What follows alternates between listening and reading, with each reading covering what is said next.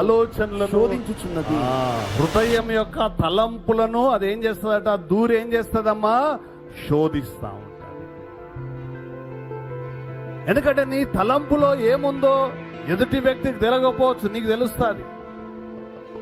నీ తలంపు, నీ ఆలోచన, నీ ఊహ సరి అయిందేనా, నువ్వు ఊహించేది కరెక్టేనా కాదా అని ఆ వాక్యం అనే ఖడ్గము ఏం చేస్తా ఉంటుంది? లోపలికి దూరి, ఇదిగో నీ ఆలోచన సరి అయింది కాదు, నీ ఆలోచన తప్పు, పాపము, నీ తలంపు పాపము అని ఆ వాక్యము నిన్ను ఏం చేస్తా ఉంటుంది? శోధించి నీకు తెలియజేస్తా ఉంటుంది.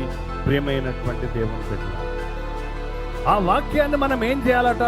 ధరించుకోవాలి. అలాంటి వాక్యాన్ని మనం ఎప్పుడు కూడా మన నడుమునకు యుద్ధానికి వెళ్ళేటువంటి సైనికుడు ఏ విధంగా తన దట్టికి ఆ ఖడ్గమును ధరించుకుంటాడో, ఆ ఖడ్గం, వాక్యం అనే ఖడ్గము ఎప్పుడు నీ దగ్గర ఉండాలి.